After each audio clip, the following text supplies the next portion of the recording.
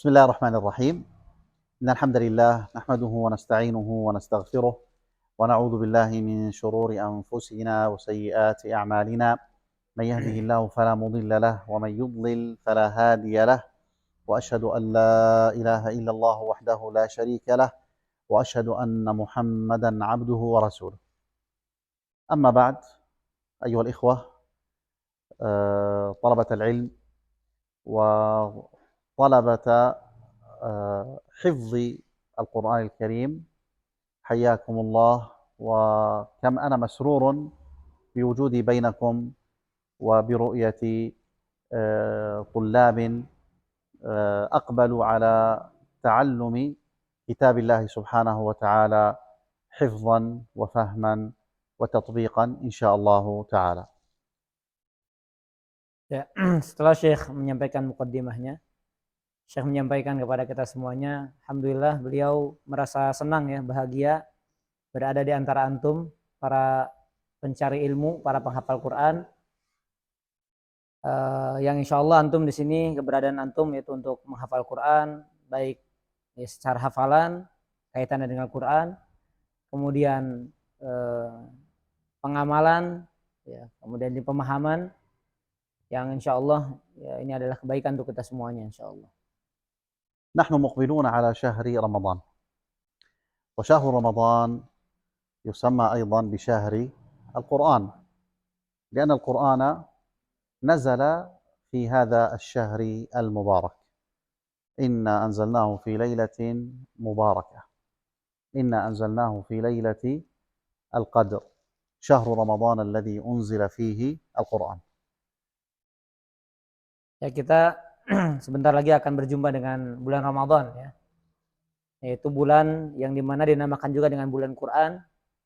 Sebagaimana yang Allah katakan dalam beberapa ayat, kami menurunkan Al-Quran di malam yang diberkahi. Allah juga mengatakan dalam ayat lain, kami menurunkan Al-Quran di malam Lailatul Qadar. Dan Allah mengatakan di dalam ayat lain, syahr Ramadan, bulan Ramadan adalah bulan di dalamnya turun Al-Quran. وبين الله عز وجل أن القرآن هدى، أنزله الله عز وجل هدى للناس، هو الذي يهدي الناس إلى الصراط المستقيم. Allah Subhanahu wa taala menjelaskan kepada kita ya, bahwasanya Allah menurunkan Al-Qur'an itu di antara maksudnya adalah sebagai petunjuk ya, petunjuk untuk kita semuanya. Sebagaimana yang Allah katakan juga dalam ayat lain, hudal lil muttaqin, yaitu Allah menurunkan Al-Qur'an sebagai petunjuk bagi orang-orang yang bertakwa. فكيف يكون القرآن هداية لنا؟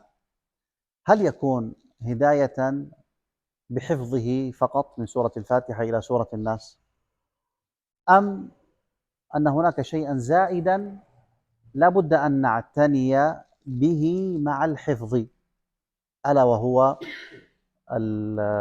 الفهم المعاني؟ نعم.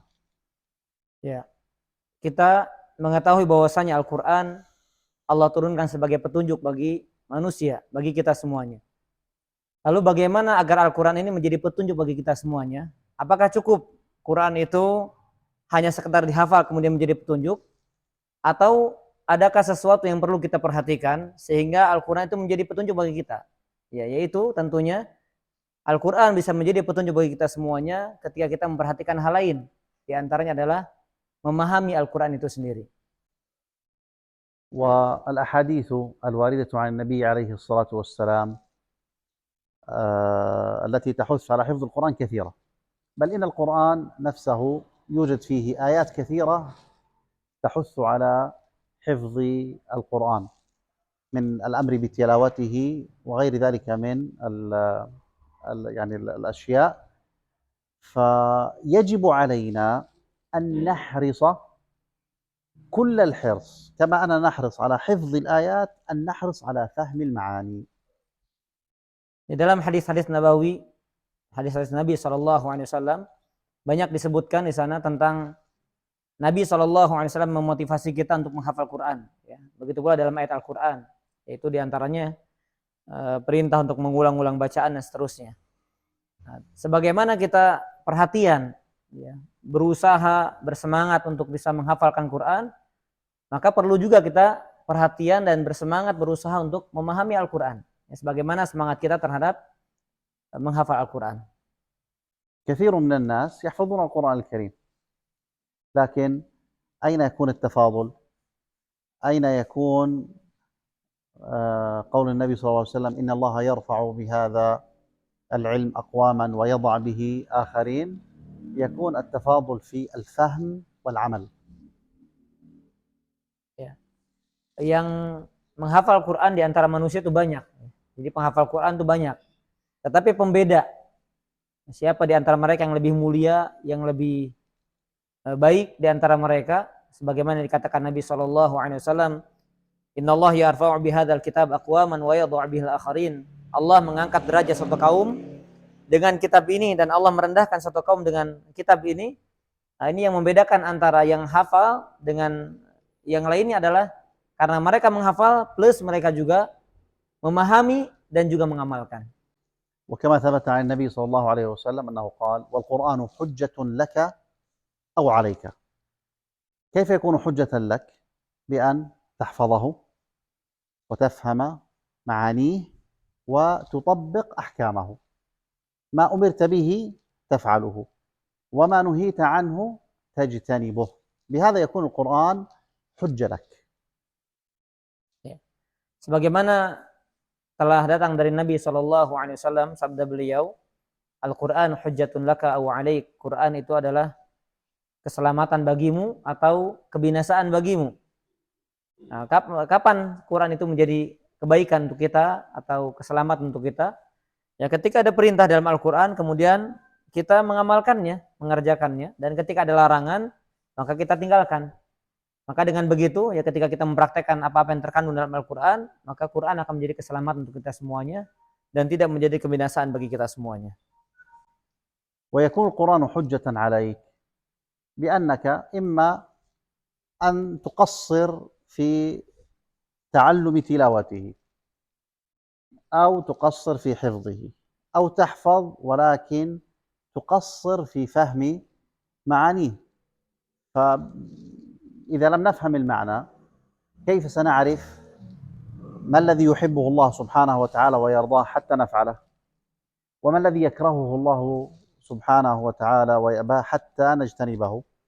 فالذي يكون هذا حاله يكون القرآن حجة عليه. Ya, Al-Quran bisa menjadi kebinasaan bagi kita ketika kita mengabaikan, ya, artinya kita menghafal tapi kita nggak memahami ayat-ayat Al-Quran, atau mungkin kita lalai dalam menghafalnya, tidak memperhatikan Al-Quran.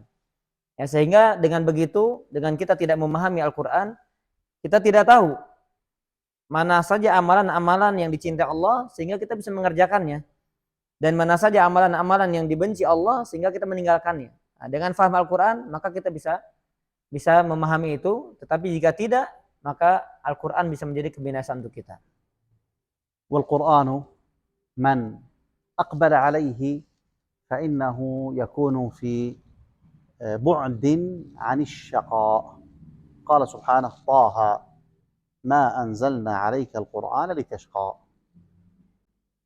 Ya, Al-Quran, kalau kita perhatian terhadap Al-Quran, ya, entah itu membaca, memahami, mengamalkan, maka kita akan jauh dari kesengsaraan. Sebagaimana yang Allah katakan dalam surat Thaha, ya, dari ayat pertama, Thaha ma anzalna 'alaikal Qur'ana litashqa. Kami tidaklah menurunkan Al-Quran agar kalian sengsara. Jadi artinya kita tidak akan sengsara dengan Al-Quran. وفي نفس السورة ومن أعرض عن ذكري فإن له معيشة ضنكا ونحشره يوم القيامة أعمى قال رب لم حشرتني أعمى وقد كنت بصيرا قال كذلك أتتك آياتنا فنسيتها وكذلك اليوم تنسى. Sebagaimana dalam surat yang sama Allah mengatakan, barang siapa yang berpaling dari mengingatku, dari ayat Al-Quran, dari peringatan Allah, maka baginya kehidupan yang sempit, dan kami akan membangkitkannya dalam keadaan buta. Sehingga mereka berkata kepada Allah, kenapa engkau bangkitkan kami dalam keadaan buta? Maka Allah mengatakan, demikianlah karena telah datang ayat-ayat kami kepada engkau, tetapi engkau melupakannya, maka hari ini engkau ya dilupakan atau diabaikannya.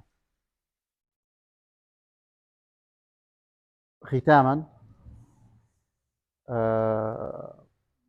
أقول احمدوا الله سبحانه وتعالى أن جعلكم في مثل هذا المكان الذي يكون فيه العناية بكتاب الله سبحانه وتعالى، ومن مقتضى حمد الله عز وجل شكره على هذه النعمة، ومن مقتضى ذلك أن تحرصوا وأن تجدوا وأن تجتهدوا في حفظ القرآن الكريم حفظا متقنا، وتستعينوا على تثبيت الحفظ بصلاة النوافل وخاصة قيام الليل. نعم حتى لو طفل. Hendaknya antum semuanya, khususnya para santri Ma'had Qasul Quran, antum hendaknya memuji Allah ya. Karena antum berada di tempat ini, Allah kasih kesempatan untuk bisa menghafal Quran. Ini kesempatan yang luar biasa ya. Maka antum harus bersyukur sama Allah. Karena di antara bentuk kita memuji Allah yaitu bersyukur kepada Allah Subhanahu wa taala, antum bisa menghafal Quran, antum bisa diberikan kesempatan ini sama Allah, dan di antara kiat ya agar hafalan itu mutqin, baik, bagus ya, antum bisa menjaganya dengan antum menjaga salat-salat sunnah, khususnya salat malam ya, untuk menjaga hafalan antum agar mutqin. واعلموا أن مفتاح تعلم اللغة العربية هو القرآن الكريم. Ya. Dan perlu antum ketahui bahwa kunci kita memahami bahasa Arab itu adalah Quranul Karim. Itu kuncinya. فأنتم تحفظون الآن آيات كثيرة. هذه الآيات هي يعني مكونة من كلمات، والكلمات تكون جملا، وهذا الكلام كلام رب العالمين هو أفصح كلام عربي. Antum ketika menghafal Al-Quran, itu kan Al-Quran itu tersusun dari kata-kata. Nah, dari kata-kata itu maka terbentuk kalimat. Dan kalimat-kalimat ini sebagaimana yang kita ketahui adalah kalamullah, ya, ucapan Allah. Dan ucapan Allah yang berbahasa Arab ini dalam Al-Quran, ini adalah ucapan paling fasih, paling indah, paling baik dari perkataan bahasa Arab. فاحرصوا على تعلم معاني الكلمات مما يورثكم ويجعلكم تتعلمون معاني الجمل، وإن تعلمتم هذا تعلما صحيحا فهذا سيعطيكم يعني تقدما ويعطيكم مخزونا كبيرا في اللغة العربية يعينكم على الانطلاق في اللغة والتحدث بها وفهمها على أحسن وجه إن شاء الله تعالى.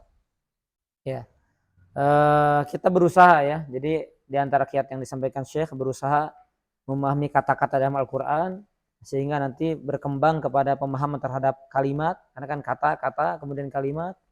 Nah ini kunci sukses kita bisa berbahasa Arab dengan bahasa yang paling baik. Karena ya, sebagaimana tadi dikatakan bahasa paling fasih yaitu bahasa yang Allah katakan dalam Al-Quran yaitu kalamullah. Maka akan ada perkembangan dalam hidup kita untuk bisa berbahasa Arab, baik mempraktekkan dalam muhadatsah ya percakapan, dalam pemahaman Al-Quran ya, dengan bahasa Arab tadi.